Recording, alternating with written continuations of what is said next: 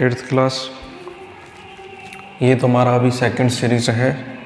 First video तुम्हारे पास पहुंच चुका है लगभग, और ये सेकंड पार्ट है, पार्ट सेकंड।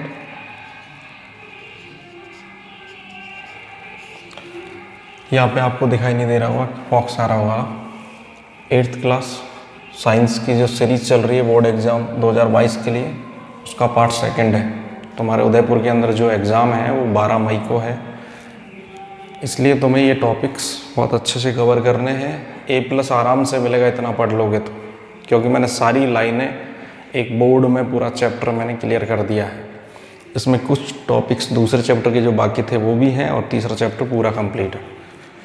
देखो क्या है इसके अंदर। सेकंड चैप्टर के अंदर आविष्कार क्या क्या हुए और आविष्कार करता कौन है। देखो हुआ क्या, किण्वन।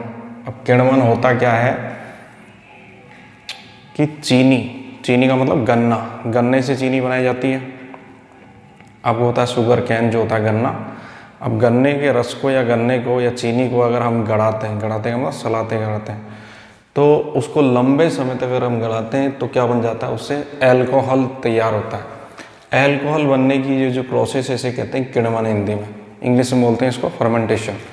तो ये सबसे पहले किया था लुई पाश्चर ने 1857।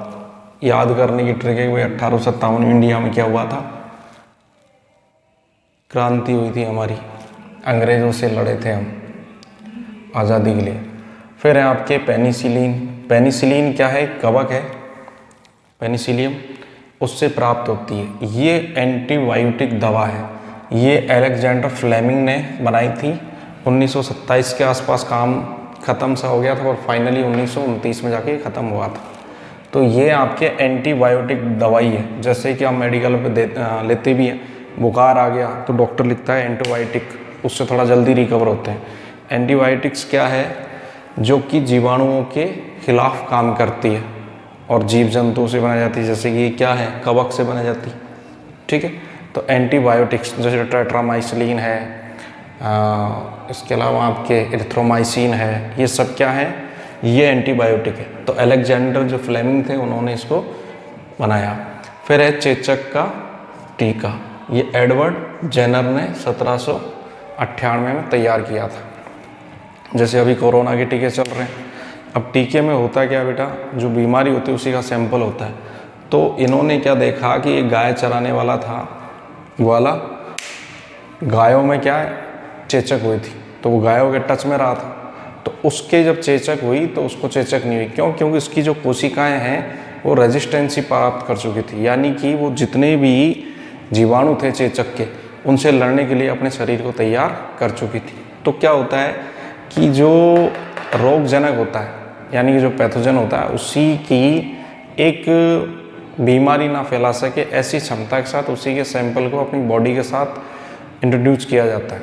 तो वो होता है आपके वैक्सीन। तो टीके की खोज किसने की? एडवर्ड जेनर ने। किस टीके की? चेचक। टीके की अवधारणा यहीं से आई, एडवर्ड जेनर से। फिर आपके बैसिलस एंथ्रेसिस, ये रॉबर्ट कोच, ये भी एक जीवाणु का नाम है।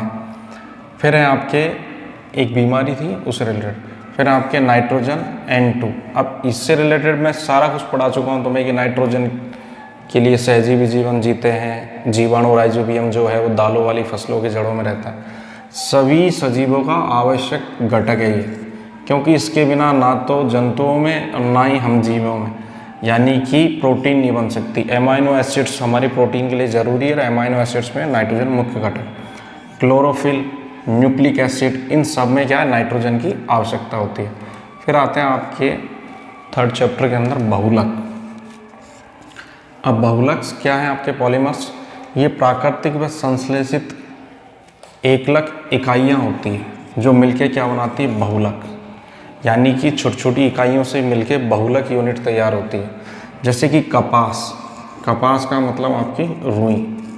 अब कपास जो तैयार होती है वो प्राकृतिक बहुलक है, पर इसका अगर हम बहुलक देखें तो क्या है इसका, सेलुलोज। और सेलुलोज जो बनता है वो बनता है किससे, ग्लूकोज से। लगभग ग्लूकोज की 3000 यानी 3000 ग्लूकोज के अणु मिलके एक सेलुलोज बनाते हैं, और लगभग सेलुलोज को मिलाए तब जाके कपास तैयार होती है। तो ये अब आपसे पूछा जाएगा कि सेलुलोज की एकलक इकाई क्या है? ग्लूकोज। बहुत सारे ग्लूकोज के अणु मिलके क्या तैयार करते हैं? आपके सेलुलोज। तो ग्लूकोज क्या है? एकलक इकाई है, और एकलक से एकलक को जोड़ो, एकलक प्लस एकलक, तो क्या तैयार हो जाएगा? बहुलक। ठीक है, जैसे उदाहरण है हमारे प्राकृतिक बहुलक के ऊन है, रेशम है, चमड़ा है, ये सब क्या प्राकृतिक बहुलक है। अब प्राकृतिक और संश्लेषित में अंतर मैं तुम्हें समझा चुका हूँ, दोबारा बताऊँ। प्राकृतिक ये जो प्रकृति से सीधे ही मिल रहे हैं, छठी क्लास का टॉपिक है बेटा। और जो हम केमिकल या रसायन के द्वारा तैयार कर रहे हैं, यानी जो प्रकृति में नहीं मिल रहे, जिन्हें हमने डिजाइन किया, मानव निर्मित जो जितनी भी वस्तुएं हैं वो क्या है? आपके संश्लेषित में आती है। तो रेसे हैं तो संश्लेषित रेसे, प्लास्टिक है तो वो क्या है? आपके संश्लेषित प्लास्टिक। तो कुल मिला के प्लास्टिक की चीज़ें तो सारी की सारी क्या हमने बनाई हैं। अब है आपके कि संश्लेषित बहुलक किसे कहते हैं? संश्लेषित रेसे यानी पेट्रो रसायनों के रासायनिक प्रक्रम से बनते हैं ये। उदाहरण है आपके polythene, polyester, rayon, nylon, terylene, acrilan और मेलामाइन। अब ये सब के सब क्या है? आपके संश्लेषित बहुलक है। अब कुछ के बारे में थोड़ी डिटेल्स बता रहा हूँ मैं, जो आपके एग्जाम के पॉइंट ऑफ व्यू से इंपॉर्टेंट है। जैसे रेयॉन है, अब रेयॉन क्या है? कास्ट लुगदी से तैयार किया जाता है, इसमें कुछ रसायन डाले जाते हैं केमिकल, उससे तैयार होता है। रेशम क्या है? कृत्रिम रेशा है, यानी कि ये कृत्रिम रेशम है। अब आपसे पूछा जाएगा रेयॉन क्या है? ये है कृत्रिम रेशम, ये याद रखना है आपको। यानी कि इस रेयॉन ने किसकी जगह ली है? जो प्रकृति में हमने बॉम्बिकस मोराई, आपको याद होगा छठी क्लास में, बॉम्बिकस मोराई जो कीट है, जो रेशम कीट है, उससे रेशम प्राप्त करते हैं उसकी कोकून को जला के। तो कुल मिला के उसकी जगह ली है रेयॉन ने संश्लेषित रेशम। तो ये कृत्रिम रेशम है, सस्ता है ये रेशम से, और कपास के साथ मिला के इससे चादर बनाते हैं। इसके अलावा कपास के अलावा जैसे रुई है, रुई के साथ अगर इसको मिला दें तो चादर के अलावा जैसे कालीन है और बिछाने के नीचे दरिया वगैरह वो बन जाती है इससे। किससे? रेयॉन से। फिर आपके नाइलॉन, नाइलॉन कोयला, जल और वायु इनसे मिलके बनता है। आपके स्तर पे अभी ज़्यादा केमिकल स्ट्रक्चर नहीं इसमें। इससे क्या तैयार करते हैं हम? पैरासूट, पैरासूट आप जानते ही हो। इसके अलावा शयन वस्त्र, सोने के कुछ वस्त्र होते हैं टेंट टाइप के। फिर इसके अलावा रस्सियाँ, नॉर्मल रस्सियाँ भी तैयार होती है, और पहाड़ों पे चढ़ने की बहुत मजबूत जो रस्सियाँ होती हैं वो इसी से तैयार होती है, किससे? नाइलॉन से। फिर है आपके टेरिलीन, टेरिलीन एक लोकप्रिय पॉलिस्टर है। आपके डायरेक्टली क्वेश्चन आएगा कि पॉलिस्टर की एकलक इकाई क्या है बेटा? अब एकलक आपको दिख रहा है कि इसमें एस्टर होता है, यानी पॉलिस्टर की एकलक इकाई। अब पॉली का मतलब ही क्या होता है? हिंदी में बोलते हैं इसको बहु, पॉली। ठीक, इससे जो कपड़े बनते हैं उनमें कभी सलवटें नहीं पड़ती, और कपड़े थोड़े सस्ते भी होते हैं, टिकाऊ होते हैं, आराम से जल्दी से पानी में आपने धोया फटाफट सूख भी जाता है। एक्रिलिक ऊन जैसा रेशा होता है, ये ऊन की जगह लेता है, तो इससे स्वेटर, शॉल, कंबल ये बनाए जाते हैं, काफ़ी सस्ते होते हैं और टिकाऊ वस्त्र बनते हैं। ये सारे कैसे हैं? मानव निर्मित है, प्रकृति में नहीं पाए जाते, इन्हें हमें बनाया, हमने डिजाइन किया हमारी आवश्यकताओं के अनुसार। अब आपके प्लास्टिक को लेके दो शब्द हैं, एक तो है थर्मोप्लास्टिक और एक है थर्मोसेटिंग। अब प्लास्टिक को आप अच्छे से जानते हो, प्लास्टिक क्या है? जिसे हम पॉलीथीन घर में यूज कर रहे हैं। तो थर्मोप्लास्टिक वो है बेटा जिसको हम क्या है कि अपने हिसाब से बदल भी सकते हैं। जैसे पॉलीथीन, अब आप सर्दियों में देखते हो कि पॉलीथीन एकदम टाइट हो जाती है, हमारी प्लास्टिक की जो नलियाँ वगैरह वो टाइट हो जाती है बिल्कुल, लेकिन गर्मियों में आप देखते हो वो बिल्कुल नरम हो जाती है। तो ऐसी जिसको रीयूज के लिए हम काम में ले सकते हैं, यानी कि गर्म ठंडे का प्रभाव जिस पे पड़ता है। अब आपने टेम्परेचर बढ़ा दिया तो वो नरम हो जाएगा, टेम्परेचर घटा दिया तो वो कठोर हो जाएगा। ऐसे प्लास्टिक को क्या कहा जाएगा? थर्मोप्लास्टिक। इसके उदाहरण आपको जो याद रखने वो है हमारे घरों में जो हम जितनी भी पॉलीथीन काम में लेते हैं, चाहे बड़ी से बड़ी हो चाहे छोटी से छोटी पॉलीथीन हो। पीवीसी जो हमारे घरों में ये जो लाइट के पाइप हैं या फिर हमारे नलों के जो पाइप हैं वो वाले पीवीसी पाइप, पॉलीविनाइल क्लोराइड, इस पीवीसी की फुल फॉर्म है, दे रखी है आपके। फिर है थर्मोसेटिंग। अब ऐसे प्लास्टिक जो एक बार बन चुके हैं तो उनका दोबारा ये रीयूज नहीं होगा, ये थोड़े कठोर होते हैं, एक बार बन गए सेट हो गए केमिकल से तो दोबारा काम, मतलब आप दोबारा उनको रीयूज नहीं कर सकते। तो ऐसे प्लास्टिकों को परमानेंट प्लास्टिक कहते हैं, इनको बोलते हैं थर्मोसेटिंग।